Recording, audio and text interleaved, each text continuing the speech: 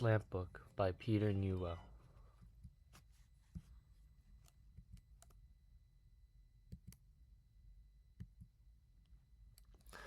Where Bobby lives there is a hill so steep and high.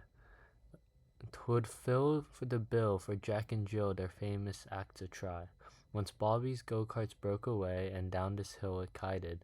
The careless nurse screamed in dismay, but Bobby was delighted.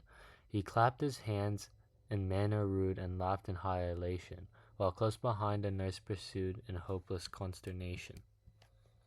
An officer saw off the lid as Bobby hove in sight, and bellowed out, "You're scorching, kid, he'll run you in all right." But down the go-kart swiftly sped and smashed that cop completely, and as he sailed o'er Bobby's head, Bob sniped the button neatly. A funny son of sunny Greece was standing near the curb, beside his pushcart wrapped in peace that naught could well disturb. But all at once he got a shock, the go-kart speeding down, alighted with his fancy stock and littered up the town. The runaway then swerved a bit and snapped the hydrant short, which accident proved quite a bit of rather novel sort. The water spouted in a jet as much as 10 feet high, and all were soaked and nearly choked who chanced to be nearby. A former wife, Miss Angie Moore, was trudging up the grade. A basket full of egg-shaped boards of barter was in trade. The go-kart and the lady met informally, no doubt, and made a sort of omelette and spread it round about. A painter on a ladder he-head was working at his ceiling. Against its foot the go-kart lurched and sent the fellow sprawling. His pot of paint came tumbling down, and round side up it settled. About a chappie's flaxen crown, oh my, but he was nettled. A German band across the street the way was slowly mending, which was a movement indiscreet the way things were tending. The go-kart struck the bass drum square and passed completely through it. The drummer madly tore his hair and said, "Why did you do it?" Some working men were putting in a hairy plate glass front. The go-kart then came rushing in and did its little stunt, and smashed the bits of crystal pane two sweating men were bearing, and sped on down the slanting plane and left them mad and swearing. An automobile big and brown was chugging up the hill, and met the go-kart plunging down with speed that boded ill. At once there rose a noise and din of people in dismay. A sandwich man then butted in and opened up a way. A lad was rushing with a hat some lady had been buying. The go-kart caught and laid him flat and sent the hat box flying.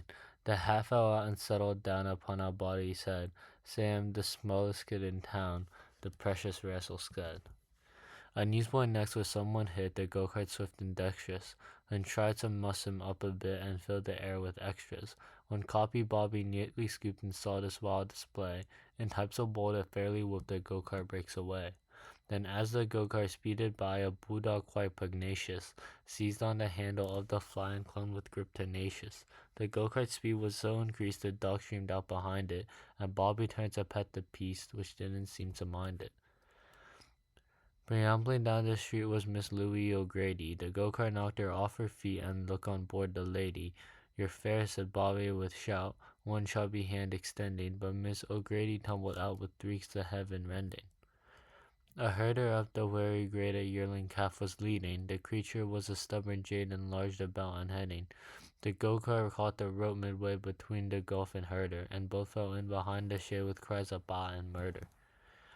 Two choppies at a tennis meet were battling fast and hard. The go-kart skidded off the street and shot across the yard. The game was 40-all, but then it didn't end that day. The go-kart dashed into the net and carried it away. On came the go-kart down the grade, the town was none behind it, and ran into a orchard shade where Providence resigned it. And then it only grazed a tree and set it all a-shiver. The ripened fruit fell merrily, and likewise Sammy Silver. Then through a watermelon patch this awful hurt descended, and split the melons by the batch. The farmer was offended, and tried to stop its wild career, which was a silly notion. It passed him promptly to the rear, which was quite a rapid motion. A peony party on the green were seated at their lunch. The go-kart dashed upon the scene and through the happy bunch. Sardines of pickles, ham and cake were jumbled in a mess. Then straining rose these pinnacles and shouted for redress. An artist sketching on the slope, a lively air was humming, and so absorbed was he failed to note the go-kart coming. A crash, the circumambient air was filled with miscellany, and damaged quite beyond repair was Kremit's white Mulvemy. A damson milked a brindled cow out in the pasture green. The birdies sang from bush and bowl, all nature was serene, when suddenly a thunderbolt dispelled the sweet illusion. The go-kart gave the twain a jolt, and all was wild confusion. Upon a rusty bridge a chap cast out bait insisting, and presently he took a gnat and dreamed the fish were biting. Then came the go-kart like a gale and rudely him awakened. At first he thought he caught a whale, but found he was mistaken. The longest night must have an end as well as a beginning, and so this cart you made of hen was bound to ease its spinning.